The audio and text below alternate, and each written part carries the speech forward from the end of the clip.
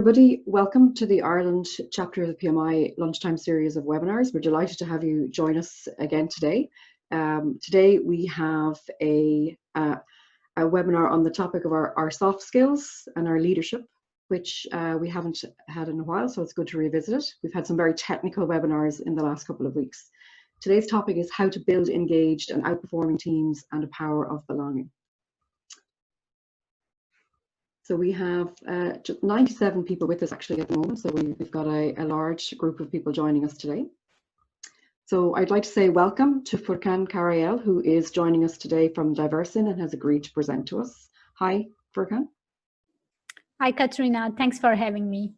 We're delighted. So as you can see, we actually have quite a high number of participants as well today, so we're very excited. That's great. So, good afternoon, everybody. Today, you've just met Furkan, and she's going to speak to us about building engaged and outperforming teams and the power of belonging. This is very important to us nowadays because a lot of us are also experiencing working remotely for the very first time, and it becomes even more important to look to our leadership skills and look to how we can create an engaged team and a team that's working together despite the distance and despite our inability to get together in the same room and in the same place. And obviously this is a very topical area for all of us, and we want to learn more, and we want to do more and do better in this area. So Furkan is joining us from DiverseIn. She's the CEO of DiverseIn, and she's an award-winning inclusive leadership advisor. So she helps tech leaders to recognize and practice inclusive behaviors in the workplace, which is what we're going to talk about today. So she founded DiverseIn about well, it's a couple of years ago now, but it was after 10 years of software engineering experience in multinational tech companies. And I think a lot of us here on the webinar today have some similar backgrounds, so this should be quite interesting for us. So before I hand over to Furkan, we're just going to say a brief note about Menti.com. So the majority of you are probably familiar with us using Menti.com as polls during our webinars. So do grab your phone and go to Menti.com and have it ready. Furkan has a couple of questions during her presentation to get some feedback from you and some thoughts from you on leadership and on the power of belonging. We will share the code at that time, and Furkan will share the presentation on her screen as well. So without further ado, Furkan, I will hand over to you and we'll get going. You have 107 people joining you at the moment as well, so thanks everyone for joining. Thank you so much, first of all, Katrina, for this warm introduction. Hello and welcome everybody to our webinar, How to Build Engaged and Outperforming Teams and the Power of Belonging. So I will share my screen, actually my slides with you here.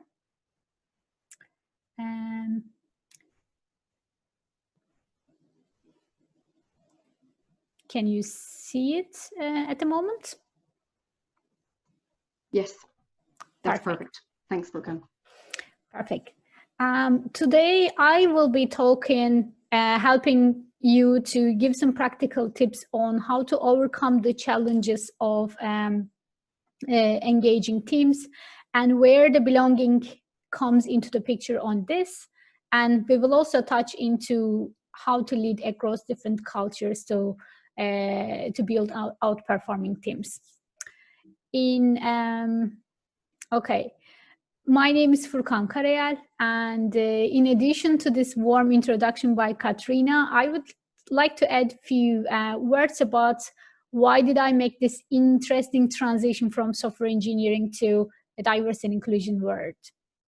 I worked in multinational tech companies for 10 years before DiverseIn, and what I've seen at these years was diversity, inclusion, belonging. These words were being used a lot in the marketing campaigns, but the action was always missing. So this was very frustrating to see for me. And another driver for me was women in the leadership positions of tech companies, and especially women with different cultural backgrounds like me in the positions of tech companies didn't even exist at all. So this was my wake-up call, and that's how my company DiverseIn was born. I think that is enough for this topic because I could talk about it all day, but let's stop it here and let's move on. And another note about me as well, I don't know if you're familiar with Myers-Briggs personality type. I'm an INFJ type from the personality type. So after this webinar, you will have an access to the recording of the session, the slides, the interactive sessions graphics, and a very rich list of resources that you can find more details about employee engagement and belonging, and some examples from team engagement. So if you don't get them, make sure that you claim those things. So while the topic is engagement, let's start with a game then. Are you ready to play a game with me?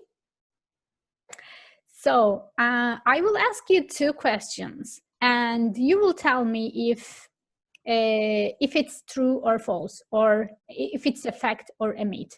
So you go to menti.com. I will switch my slides now. So I'm sharing my screen.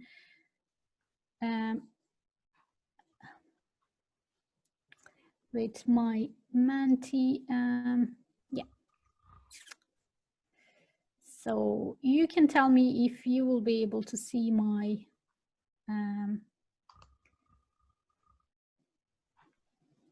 Perfect. Okay, so you can go to menti.com and use the codes 21, 62, and 63. So you will be able to vote here if this statement is true or false. 74% of employees say that a remote work option would make them less likely to leave their company. So I will give you a minute for that. I see it's already, we have 116 participants and nearly 60, okay, 61. Oh, it's getting there.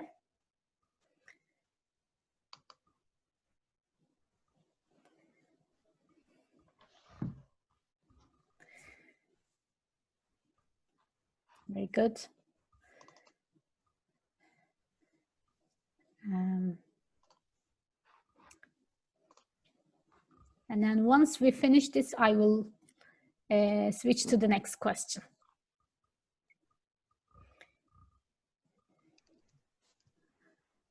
I give you another minute for that.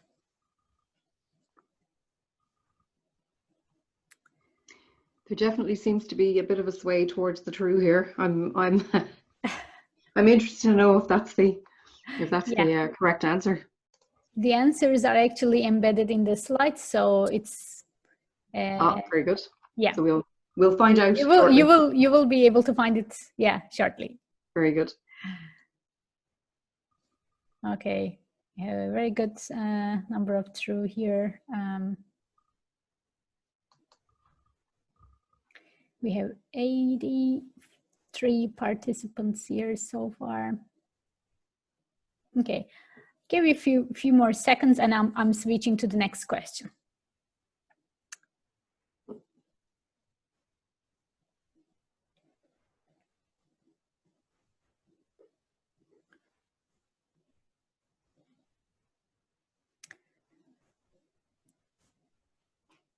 Okay, I will switch to the next question. So the next question is 33% of employees are actively engaged at the workplace globally. So if it's true or false, what do you think?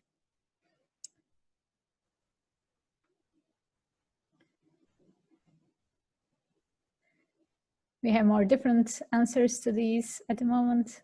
Wow. You're definitely getting a different response to this one, Art. It's 50-50. Yeah, very interesting. It's interesting. Do people think that 33% is too low or too high, or? Yeah, that is the reason I actually wanted to play this game. Yeah. Because we think of the statistics straight away if it's like too much or too low, and then once we have the real figures, then it matches to our way of thinking and it stays with us longer. So we have 82 participants again, nearly pretty much the same number as the previous one.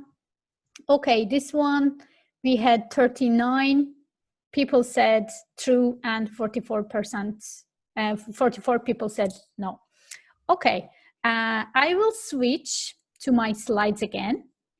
I will leave this here, stop sharing.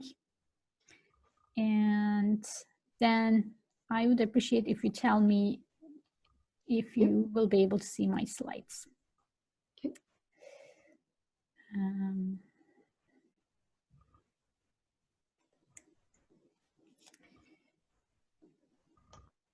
Share screen and slides.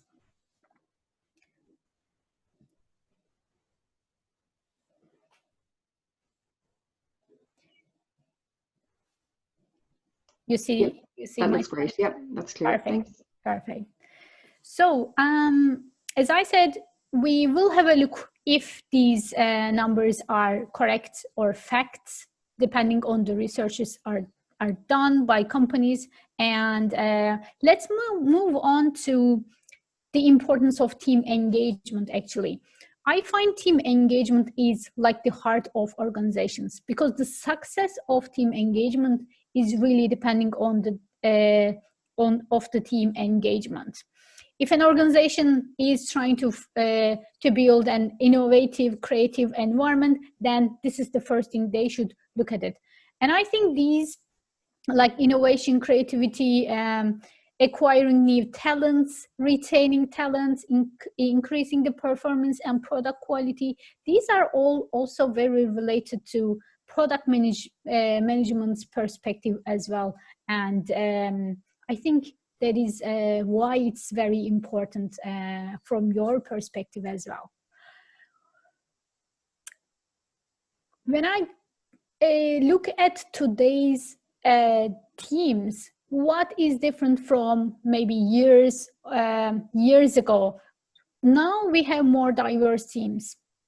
It's either the cultural background of the team members, or sexual orientation, gender, diversity of perspective. So we have more diverse teams at the moment. And another thing we need to be mindful of, we are building products and processes. Our processes are very, very fast-paced. The other very distinguished differences of the teams today is the flexibility. Today, everyone is looking for this flexibility. Recently, we had a very strange time with the COVID-19, and suddenly we all had to adapt to a new way of working, or it could be depending on the time of the day or the flexibility of how often that we come to office, or do we completely close the office. So when we look at the statistic by all labs, 74% of employees say that a remote work option would make them stay longer in their organization. It's interesting. These things were not considered much in maybe like 50, 60 years ago, but now these options are very critical for us to feel belong, to feel engaged with the organization. And if people who said true to this statement, and you were right, this was a true statement according to all labs. And another research shows that more diverse teams are more innovative, creative, and engaged. So diversity is really feeding the team engagement and creativity. There are many researches around this, and it is my interest topic as well. So I wanted to mention this too, that diverse teams are really proven that increasing team engagement and creativity. So while so far we talked about the benefits of team engagement, but how are we doing it? Are we really engaged in the workplace? According to Gallup's 2017 statistics, actually only 13% of employees today globally are engaged. It's a very shocking number, but I see that I think many people in the second question voted that was false, but I said 33%, even a very low number. The fact is actually much lower than that, which is more shocking. There are people who are actively disengaged. There are people not engaged and engaged, but imagine you have the full picture and you have the 100%, and you are only using, or you are getting the benefits of the resources that you have from only 13%. And with the right maybe actions and little steps, that can be increased dramatically. So this is what we are going to be looking today. When I asked in my workshops what could be the reasons for disengagement, I hear many different answers from the audiences. I would like to share with you what they actually said about their current situation. So this is a group of diverse team members. One of them said, I can tell that with my strong accent in English and by my word choice, I don't have the same impact as my colleagues who are native speakers. Another one says, we miss the bad language in virtual meetings. The next one says, I thought that if I focused on producing consistently good work, that I would be recognized, but that hasn't happened. I miss the small talks with my colleagues when working remotely. Another one is very interestingly saying, my manager doesn't really know me. He assumes that what motivates him is the same thing that motivates me, but I'm a different person. As an introverted person and non-native English speaker, I find it difficult to jump into conversation in meetings. We have 2 kids below the age of 5. Due to the pandemic, my husband and I have to work from home. We take turns to take care of the kids, but it's very distracting for both of us. Does this relate to some of you? Maybe in the chat box you can tell us, or anything that you think that your team experience.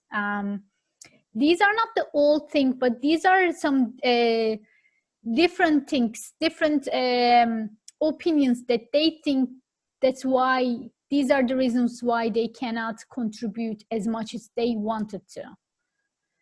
And when we put them into a funnel, disengagement funnel, we can list these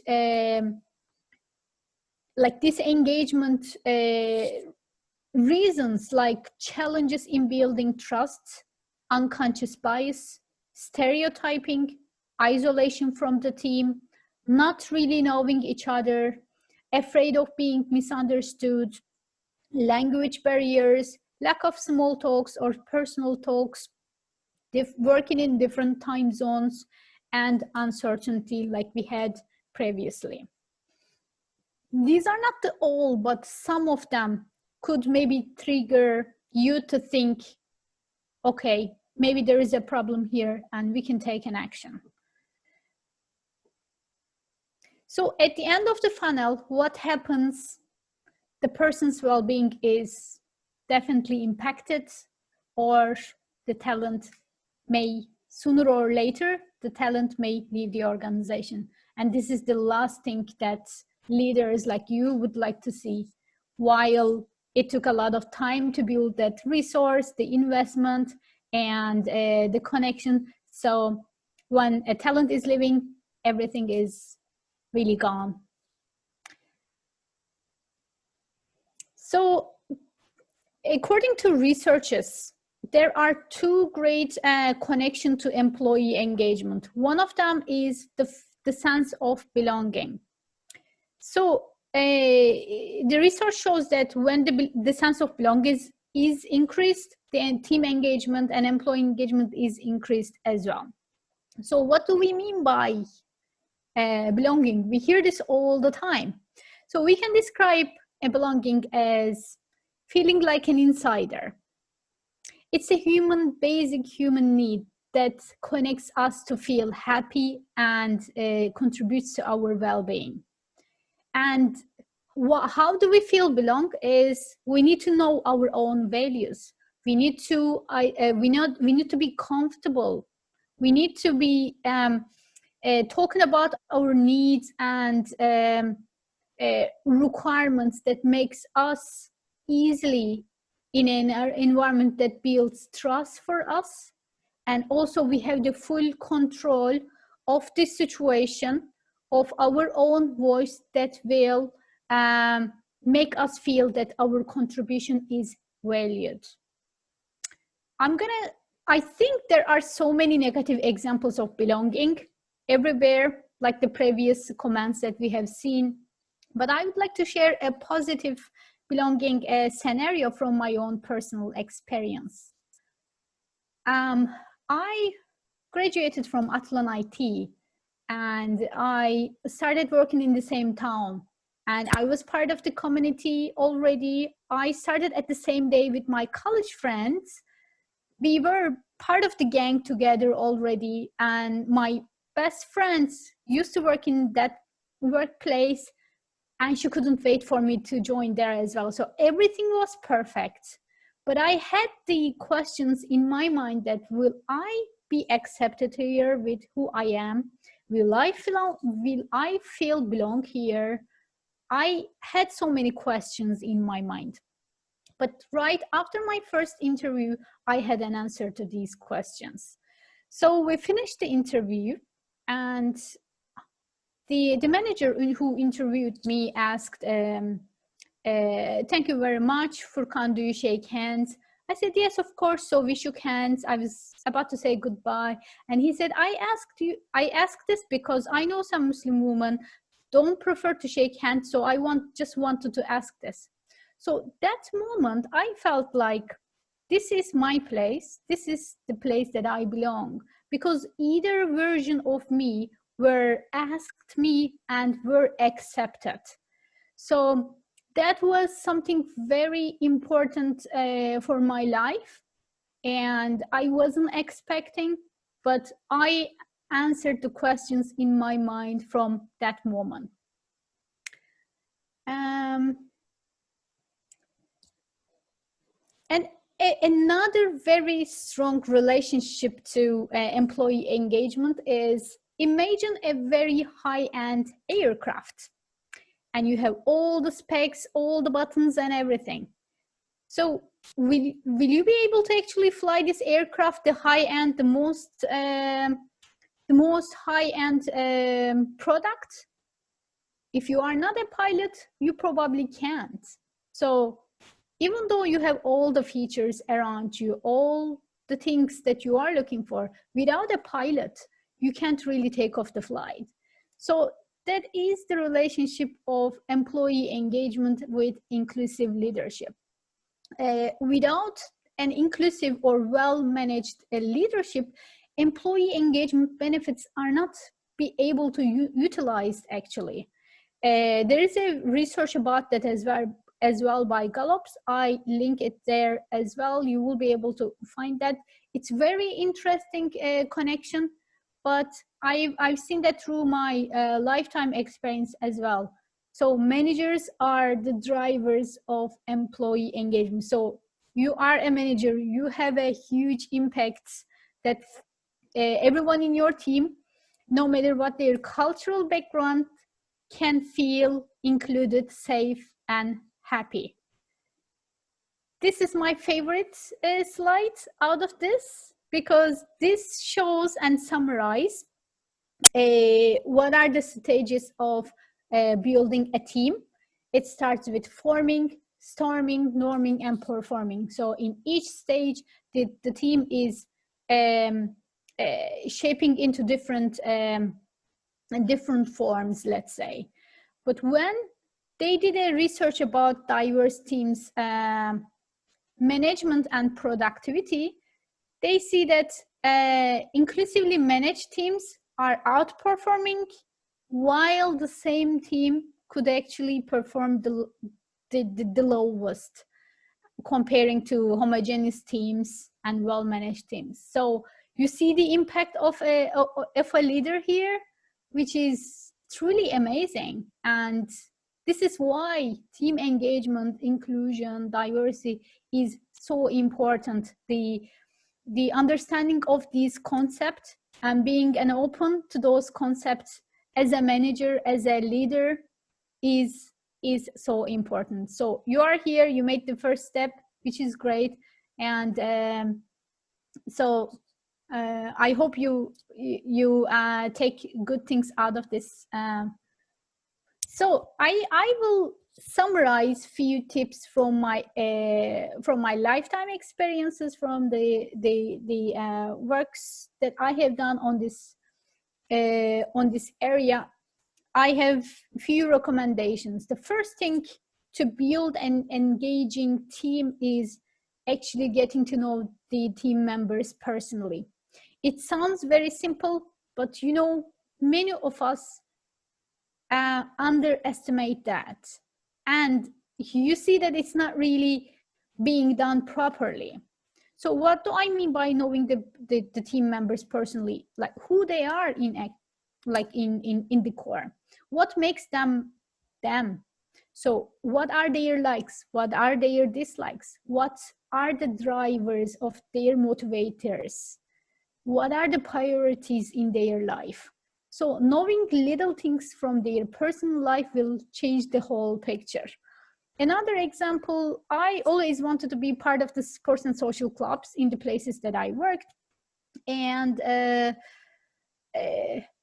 but because of these activities were done in places that I normally don't go, and I actually not start joining to those clubs because I tried, I didn't feel comfortable, so then I gave up. But if my manager actually had a few conversation, a personal conversation with me, who knew a little bit about me, my own values, then he would be able to actually suggest a different perspective, or maybe a different location of sports and social activities.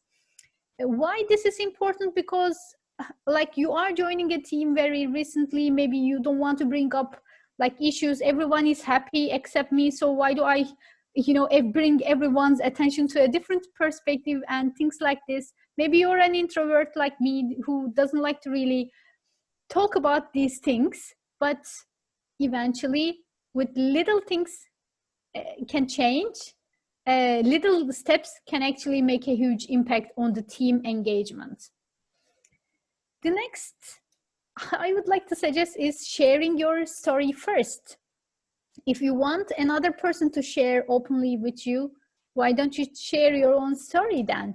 As a leader, we are the drivers of these engagements. So it's important for our teams to know what is connecting us with, for example, diversity, inclusion. What is my personal connection to inclusion? Why do I commit to that? Sharing these little maybe stories would definitely show your team that you prioritize this.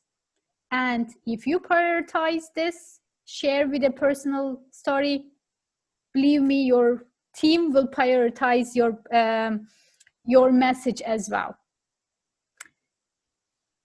And embracing authentic voices is something that mainly lost in transition.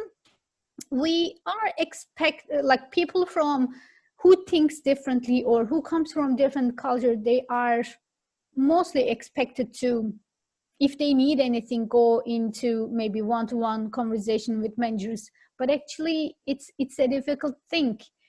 If there is no platform for people to talk about their needs or talk about what needs to be adjusted to make them feel more trusted and accepted in the organization. So at first, nobody would like to do a one-to-one conversation with a maybe small things with the manager. So, but if you provide a platform for these things to accommodate, then people will engage there. So it's one step. Opening up this platform is the one step people will be openly sharing and feeling the trust with being accepted with who they are is really, really important.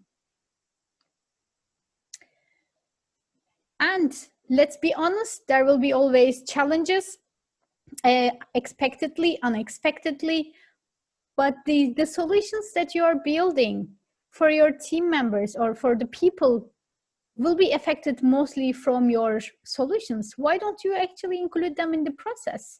Why don't you ask them, like, maybe will you be able to help me with that? Maybe let's get your opinion. I was a graduate engineer, and when I asked a question to my manager once, and he said, what do I think of this? How do we solve or approach to that? So I still remember that conversation because I thought I don't have any privilege to solve that problem. The responsibility or the accountability was all with my manager. But once he asked me the question how I wanted to be solved, I straight away felt more empowered. So do that as well and get the help. It just builds better solutions for everyone. Check in with your team members regularly, and especially in today's world, we are all connected virtually. Like increasing the regularity that you check with them in the online conversation will definitely help. I'm not talking about quarterly meetings with teams or with employee performance programs. It's out of that, definitely. I'm not a big fan of them, to be honest, because there is always like an agenda. It's like rush, go. But this is like casual check-in. Even maybe the person is only looking to hear a question like, how are you question for the day? Maybe that will help them to feel better, to maybe open up or share something. So checking in them regularly is super, super important. And did you know that 65% of employees didn't receive any recognition or reward with the good work they do in the last year? But it's actually even a thank you word or an email or little things could actually improve. You don't have to think very complicated, rewarding somebody with a cup or something like this, but people need that, and people actually prefer to have those recognition comparing to increase in their salaries and promotions. I give you an example, my favorite one, Friday afternoons before everybody go home or before everybody finish the work, every team member shares a recognition about a team member. Let's say somebody helped another person, or you share what you have seen, a good behavior. What happens weekly? This is the leaders should set this mechanism which works the best way for them, for their team, so that it's regularly people share the good work, people recognize each other's work. And so as you increase the visibility of this good work, even though the team is engaging, the team is connecting each other strongly, and with yourself as well. And the final one is actually make it fun, because it's a fun thing. It's very fun to connect with the team in a gamification way. For example, I started this presentation with a game. You can start with a simple game that works the best for you. I have a very, very rich list of resources you will be getting after this. But even if you Google, you will find very simple icebreaker activities that you can implement into your meetings and your sessions easily. My favorite one, if we had this conversation one-on-one in small group, this is my favorite one I always do.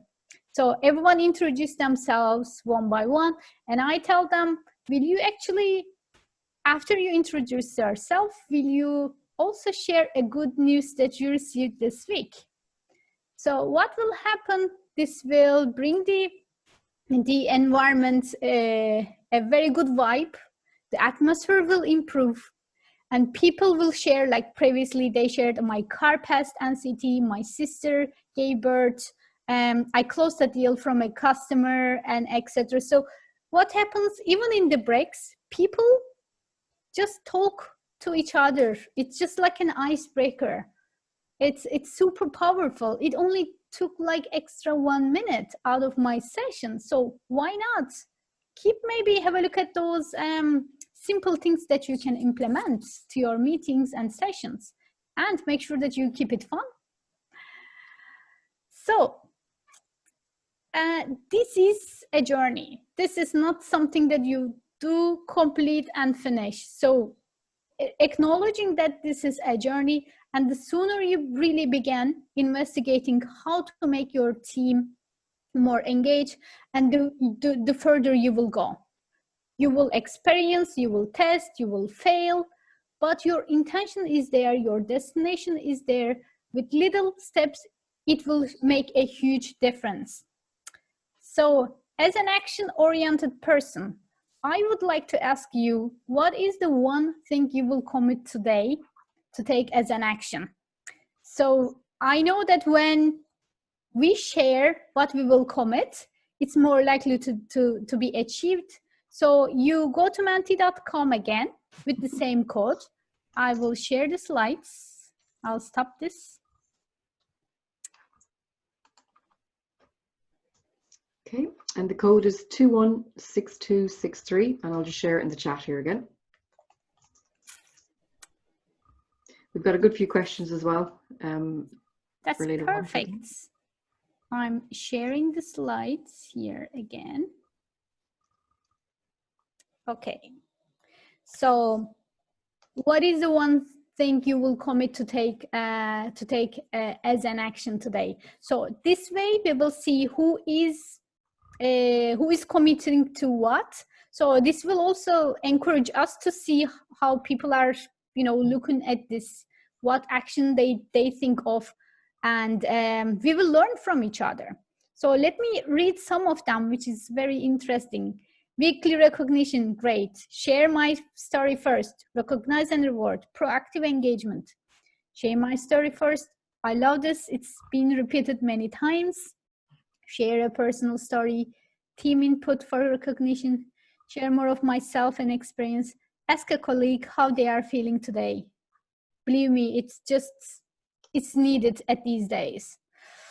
Give recognition. Ask each team member for one suggestion for how we could improve engagements. Great. Empower team members. In my Friday meeting, start with a positive comment. Make time for personal check-in. Leadership application to boost engagement.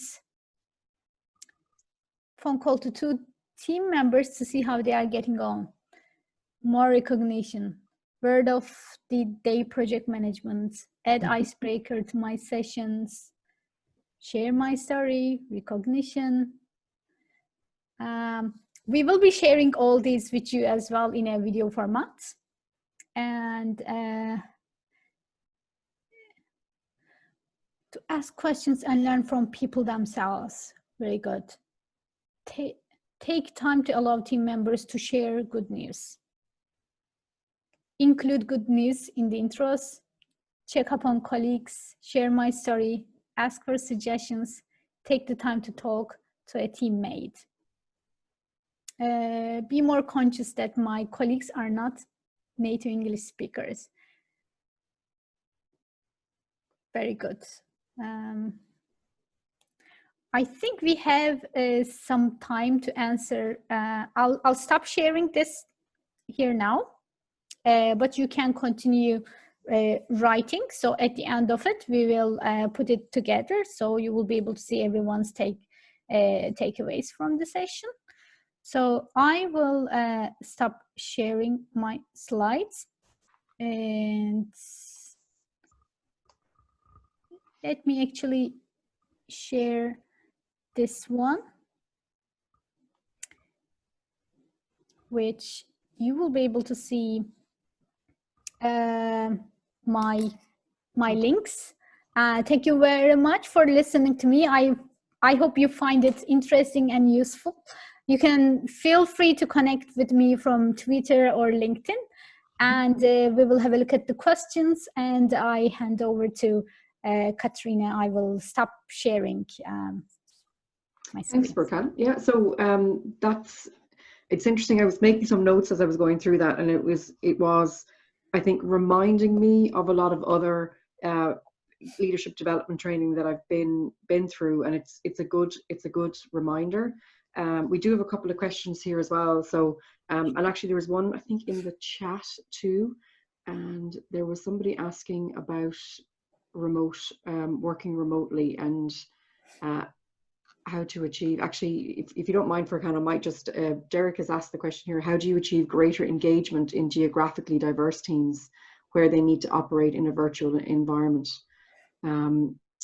So like we actually had, and I'll hand over to you, Furkan, we actually did have back in early April, we had a webinar on remote teams and working and leading remote teams. And I think it's probably, we might actually ask Norma. She was the global head of training in Aspira, which is a training company here in Dublin. We might ask her to come back to us in September and do a reprise, because it's well worth constantly re-engaging with that topic, because there's a lot that's different between managing a team that you sit in front of every day and managing a team that is particularly when they're geographically dispersed. And that's something that even despite COVID-19 a lot of us have faced. So I don't know if you have any tips on that. Like, do you yourself, you've probably come across this as well? Yeah, I actually did a webinar on how to build engagement on diverse teams remotely in 2 months ago. My first thing would be, what would the teams think of? Like, what are the challenges now that is stopping the team being more engaged? So is it the time zone? And like, I think the team members will be able to comment more on how that the team can engage better. So I think maybe with a team, or maybe adding some like session or interactive session that will allow people to get together and share openly and anonymously as well. Like, for example, these ones are anonymously. I really like these. So I think it's the matter of asking them, how do they want to be managed? How do they want to be like, what are their specific things? Because if you ask my previous attendee, she's openly said, this is the problem currently we are having. We have 2 kids, 2 of us are working, there is no like crash open, things like this. So then I think you can maybe dig down into the core of the problems.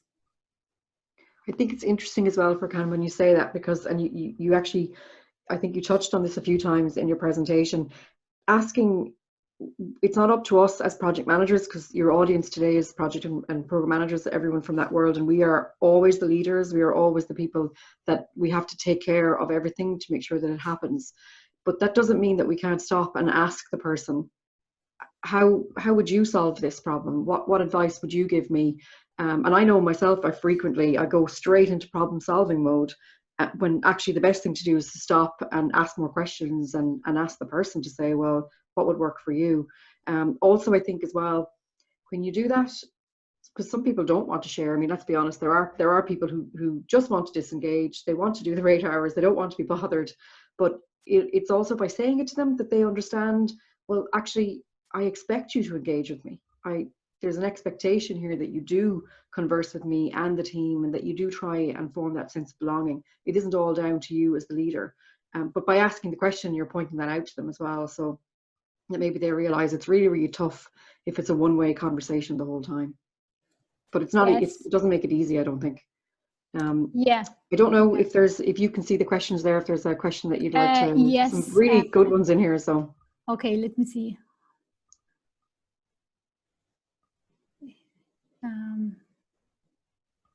Okay, how important does Furkan think that it's to actually meet the team members in person? Like I always prefer the in-person meetings, to be honest, because in the conversations, as someone said, the body language could be missing, the energy could be missing easily, and it's, I believe it's more private. People can get more private and more honest when you do it one-to-one.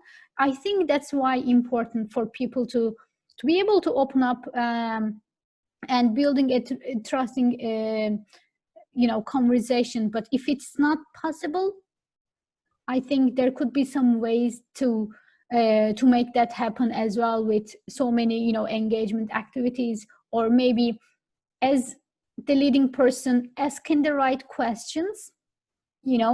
And not everybody is open to, okay, what is your problem? So you don't actually ask questions like this. So making sure that the questions are relevant to what you are looking for. Is this situation is causing a problem, or is this an issue that you need to be mindful? And I think asking the right question in a right tone, could make the virtual meetings better and more productive. Okay, how does improvement engagement with associates who are opinionated, ego-driven? It is. That's a tough one. It is a tough one, to be honest. I worked with people like this as well, and I think the power is that if we are able to even connect with those people as well, and include like how we can actually approach to one person who is more maybe an ego driven, or what is the thing that we think of, like why they are ego driven for us. Is there a bias that we have there? Is there something behind? Is there any previous experience? People, for example, I know somebody was in my previous workplace that looking like a very ego-driven person. However, previously she was being really suppressed in the previous workplace, so that she was trying to avoid that situation in the current. And when I know her personally, actually she wasn't an ego-driven person. So maybe it could be our perception could be wrong. Are we sure that they are ego-driven person? And understanding why they have to behave in this way is, I think, would help us how to deal with that situation, because team engagement is really making the team better together, but not everybody's in their seat and everybody's like doing great with their individual work. But no, team engagement is actually collaborating with those great minds together for a better product, for a better quality. I hope this answers your question. It's certainly a tough one anyway. I mean, particularly when, but it is, I think, and you've said it a few times, like you have to tackle these things. You have to have the conversation, but maybe have it from a positive outlook.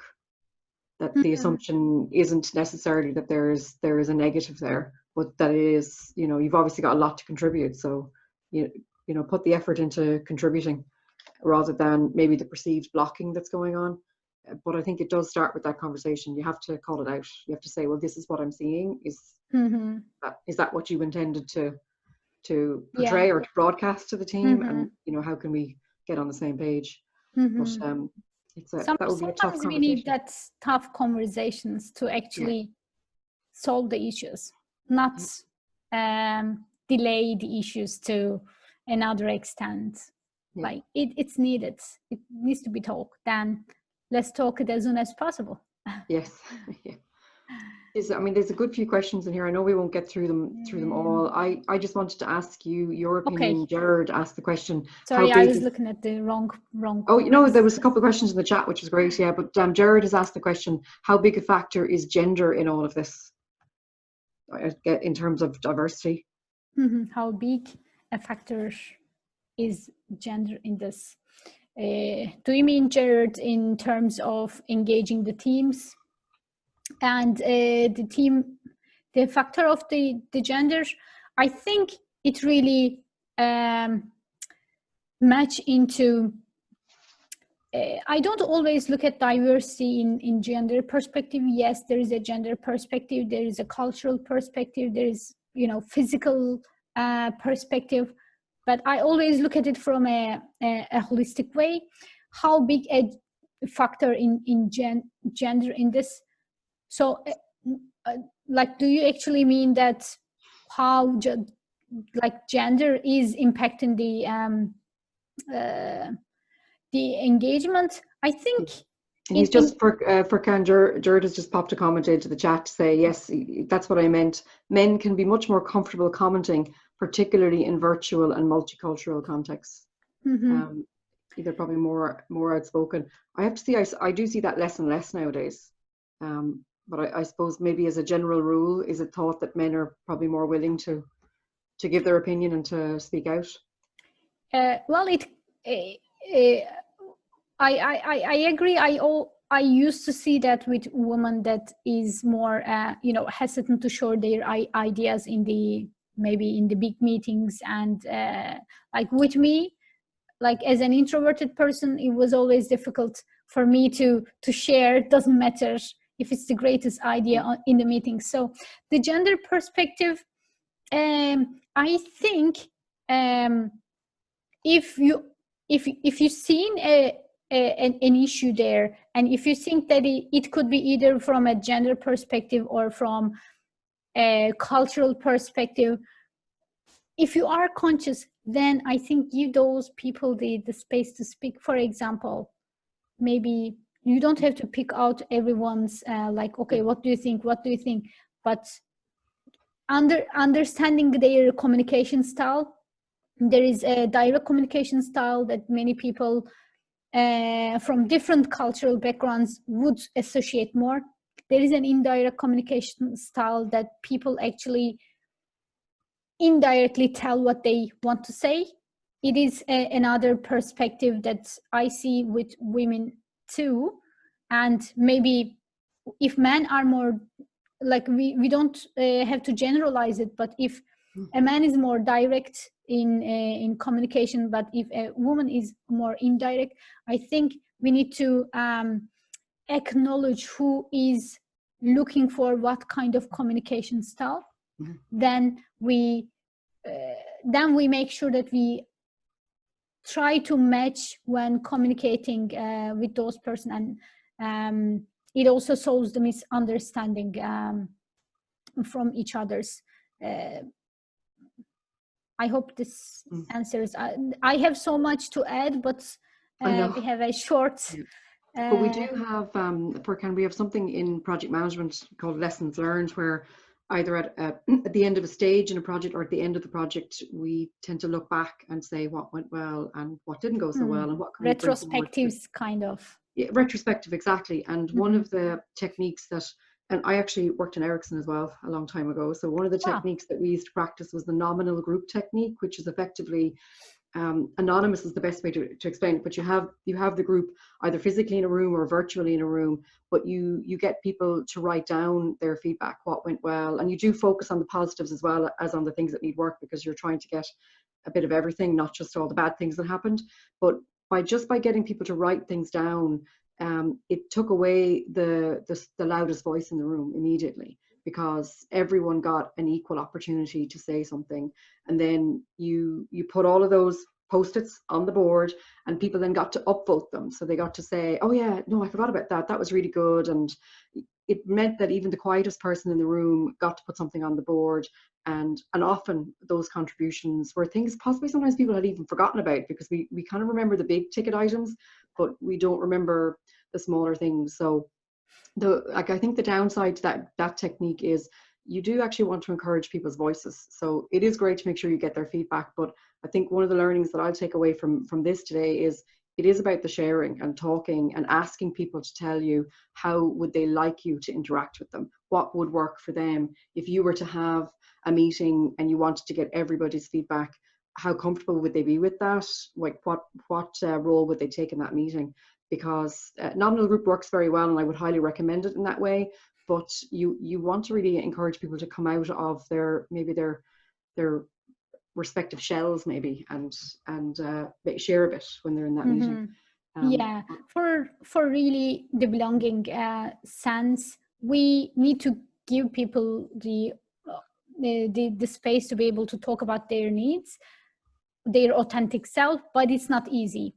So let's make it easy for them with some, practices, some behaviors. Let's make it easy for them that they will feel more trust. They will feel more, everyone, like they will feel more trust. They will feel more accepted in this organization. Yeah, there's actually a lot of questions that we won't get to, Furkan, I'm afraid. So, but we will share all of this, and we will share your slides as well. Before I'll let you wrap up, Furkan, I'm going to say, because I'm sure a lot of people will leave us on the hour because it's their lunch hour. Thanks to everybody who joined us today, and that was great interaction through the Menti poll and also in the Q&A. So it's definitely a topic that we're all grappling with. And not just probably in our new situations, but generally trying to get a team to come together cohesively and to perform is always close to a project manager's heart. So thank you very much for the presentation on that. Before you guys leave us, if you registered with your PMI member number, if you're a PMI member, because we have some guests who've joined us today as well, we will take care of the auto registration of that PDU for you. Once you attended here, you can also self-register for yourself as well. And we have another webinar coming up on Wednesday, which is on the wonderful topic which has come up in the Q&A a few times here today, and we've mentioned it, COVID-19. COVID-19 is eating strategy for breakfast. We have a guest presenter, Norma, who is presenting for us again. She presented for us already back in April. She's the head of global project training with Aspira.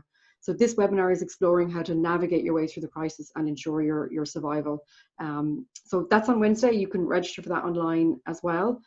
And you know that we're taking a break in August, July and August. We've already got quite a few webinars that we're just about to pop up onto the schedule for September timeframe. So keep an eye out on our LinkedIn and on our PMI Ireland website. You'll see those webinars come up as they get scheduled. In the meantime, you can go to projectmanagement.com as well. Don't forget, if you're a member of PMI, you get access to all of those facilities free of charge as well as part of your membership. And we will share any upcoming events as we go along through the next couple of weeks, essentially. So Furkan, thank you so much. I would like to leave the last word with you before we sign off with everyone, and thank them all, 119 people in total who joined us today. So I will leave the last word with you. Sure. I'm seriously delighted to be here speaking to PMI members today. And thank you so much for this engagement and your questions. And I really appreciate it. And feel free to connect me on LinkedIn, Twitter. These are the platforms that I'm active on. And enjoy your journey. Thank you so much. That's perfect. Thank you, Furkan. And we will share the slides, and we will obviously, as usual, share the recording. And I think Furkan also has some supporting links and documentation to share as well, which we will send out in the next couple of days to you all. Okay. So thank you very much, everybody. Thanks for joining us, and we'll see you again in a couple of days.